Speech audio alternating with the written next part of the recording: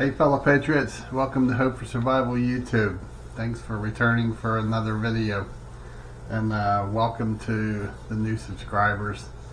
Appreciate you subscribing and following along with the Hope for Survival products that we're trying to put out.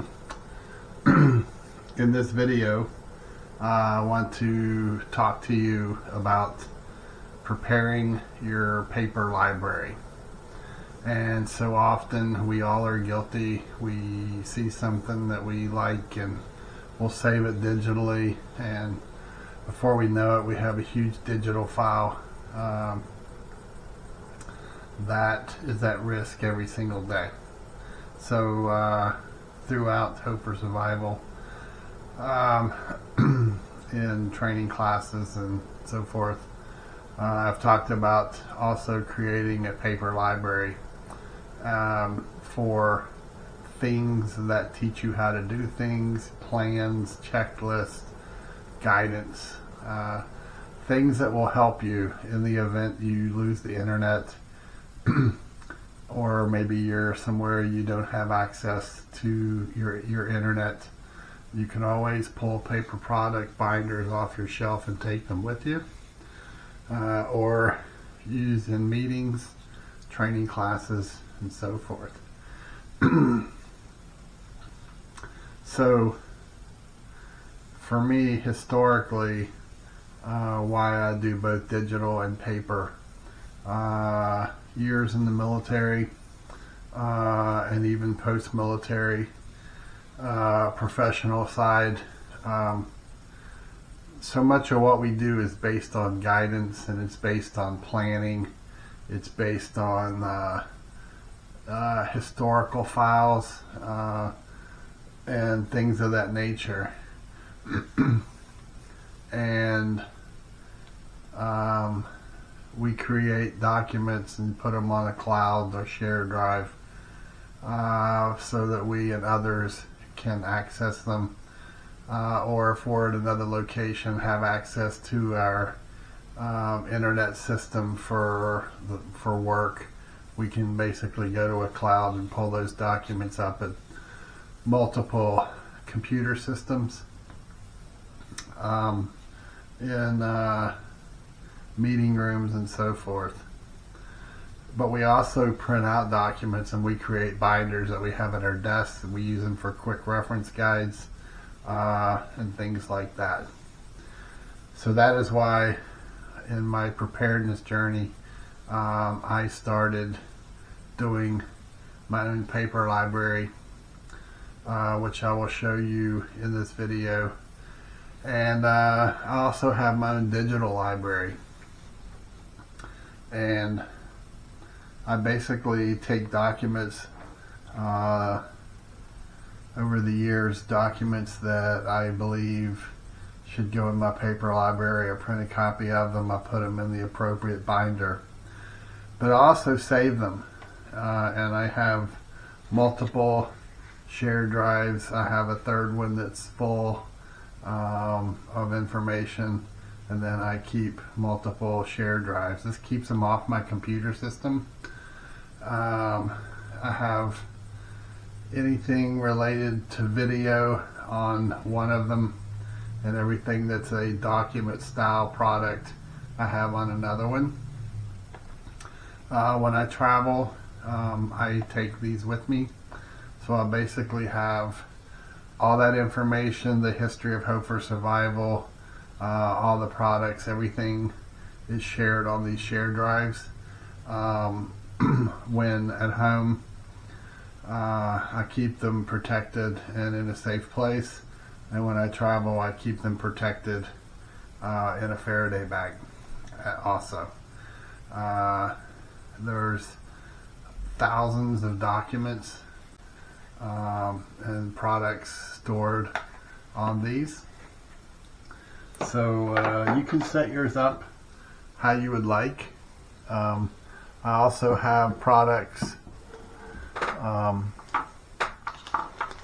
that I use more often than others on a Hope for Survival we call it a digital football, but it's basically a waterproof Hope for Survival memory stick. It is waterproof. It has a seal-off cap with the USB port or access to the port on it, and we have these set up with a digital filing cabinet inside. This is for all of our personal information, our products such as deeds, titles, pictures, diplomas, medical records, finance records, and things of that nature. Wills, copies, all stored on there, and the one that has the information on it is also stored in a fireproof, safe place. So let me now show you the paper library. It'll give you a better clue of what I'm talking about. Okay?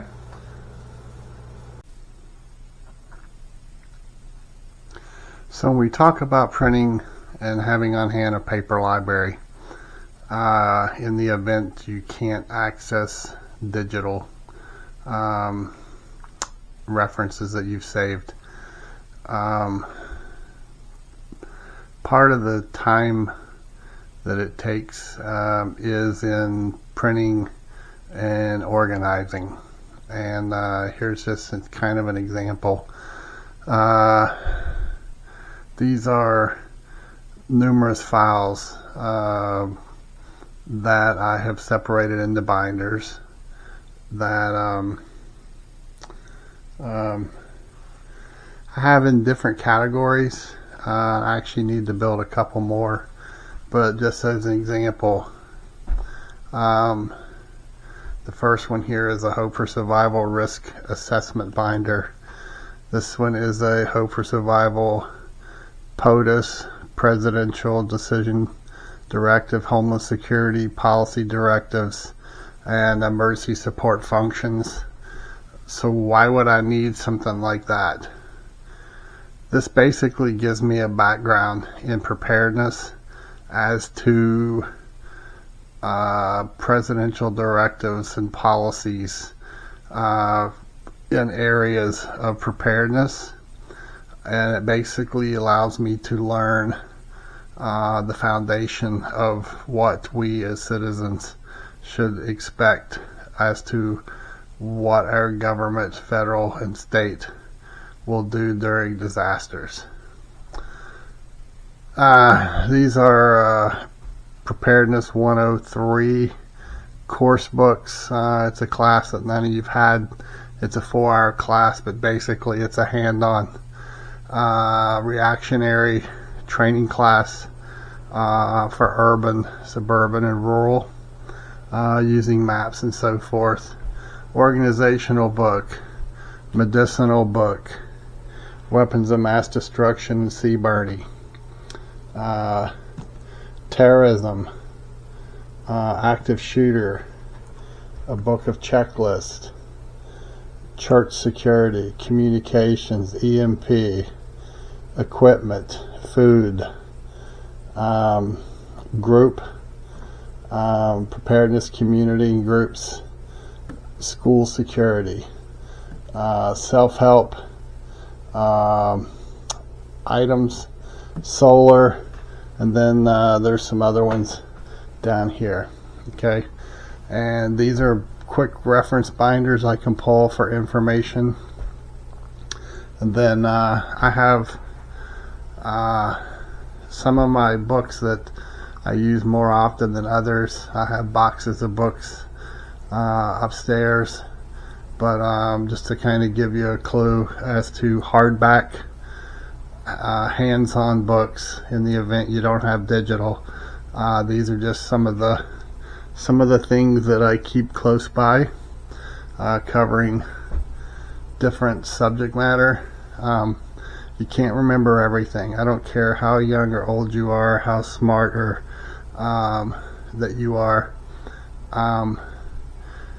Even through 40 plus years of working in security, law enforcement, terrorism, and preparedness, emergency management, we all still use checklists for ensuring we go step by step with timeliness and precision in each step to make sure we get things right.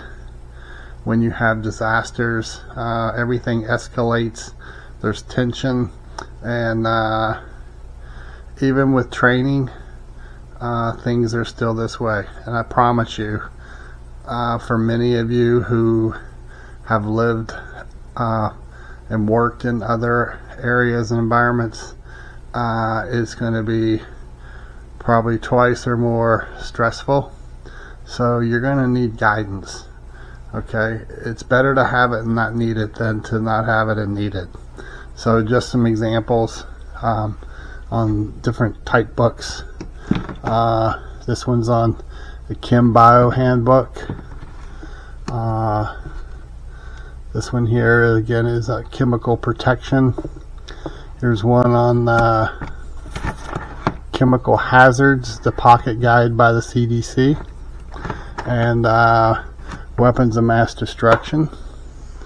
It's good to be knowledgeable of these things. Again, you don't want to have to be dependent on a system that's not there when you need references to get answers to potential threats. Okay, so we got herbal recipes here, tactical communications, medicinal herbs again, the Impatient Gardener, Doing More with Less, the Prepper's Cookbook, Where There Is No Doctor, Survival Medicine. This is a complete do-it-yourself manual. SHTF Intelligence. This is a Sam Culper book that is really good. I got several editions of Mother Earth, and also the Backwoods Home magazine, which is a great subscription. The Prepper's Blueprint by Tess Pennington. This is a excellent book to have on hand. Dare to Prepare by Holly Deo is a great book to have. No Grid Survival Projects. The Lost Superfoods. Practical Projects, Self-Sufficiency, Mini Farming on Small Plots of Land, A Cabin Full of Food. Good book. The Lost Book of Herbal Remedies. The Lost Ways. Preparing for Biological Terrorism. More survival and preparedness books across here. Faith books. Primitive Technology. I've shared many of these with you from time to time on different podcasts and articles. J.W. Rawls, How to Survive the End of the World as We Know It. Ham radio, there's several books down here on ham radio. Biohazard, several books by Dr. Peter Vincent Pry on EMPs. Amateur radio, Jonathan Hollerman, Survival Theory 1 and 2, and so forth. A lot of these books through here are psychology-based books to help you understand the mind, because understanding the mind of your people and of your potential threat is keeping you potentially steps ahead of problem areas, and also if you understand the mindset of your enemy, it will help you in your planning. So again, these are just some examples of hard copy resources of how you could set yours up if you so desire. It's totally upon you to do so, but I promise you, having access to these resources is going to benefit you far greater than if you try to remember everything. because you're going to get caught short, and I hope it's not when you need it the most. So there you have it. You see the paper library and the digital library. The digital library is, for the most part, it's easier to access to some degree, but the paper library is the most important. Simply because people have they have their own choice, or their own druthers. Some people like to work from digital products, other people like to work from paper products. I have coworkers, when they're reading documents, they print them out and they read them off. They prefer reading them off of paper because they can highlight them, they can put sticky tabs on certain marks, especially like a checklist binder. A checklist binder has your created checklist on your how to do your plans, broken into the different plan categories, however you want to set them up. And you can mark on them, you can label them. It's kind of the same as some people like to read paper page turning books, and other people like digital books. I know folks that took the first Hope for Survival book and used it more of a guidebook, and they marked it up, put tabs in it, and so forth. So it is your druther as to what you do and how you do it. I will tell you from 40 plus years of experience, if you don't do anything, you're playing with dynamite. And many of us are aging, and our memory is slipping a little bit, and our recall as to specifically where we have things, where we put them. If we have them in binders, they're labeled, they're easier to find, and then we can thumb through to our indexes and look for the things that we may be looking for at that moment. I can tell you, in times of need and disasters, printed documents and checklists are essential for you to go by, step-by-step procedures, timelines for communicating, security plans, your security shift schedule, who's working where they are located, are they on foot, are they mobile, and what's their radio call signs. You can't remember all this stuff, I promise you. You have these in a printed binder, and you have it by your communication table, and whoever's working the comm table will have that checklist to go by. That's just one example of many. So I hope this has helped you out in some way, and I hope Santa brings you something in your preparedness stocking that you would like to have as a gift, and hope your Christmas season is filled with blessings and good health. You're with loved ones and friends through the season, and stay safe out there. Keep your head on a swivel. There's so many crazy things that are going on all around us: crime, economics, socioeconomic issues.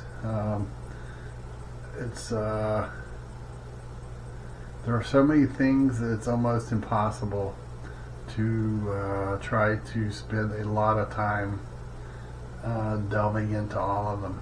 You got to do a risk assessment for your local community, work with your team, and task out who's responsible for what, and communicate things on your top 5 security threat matrix in your community that may impact you. So hopefully you're taking steps to better prepare. So anyway, if you like this video, please hit like. If you have any comments, hit the comment button below. Leave a comment, I'll get back to you. And if you are not a subscriber and you're a lurker and you like to browse like no one's watching you, consider subscribing and becoming part of the Hope for Survival team. And to all of you who are Hope for Survival family members, thank you. And until next time, be blessed. Bravo Echo out.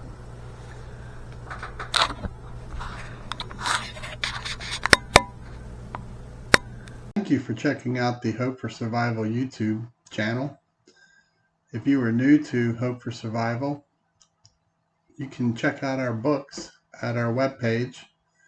Book 1, which is Hope for Survival, Getting You Prepared for Disasters, and Book 2, Hope for Survival, The Mindset, are both available for order on the website.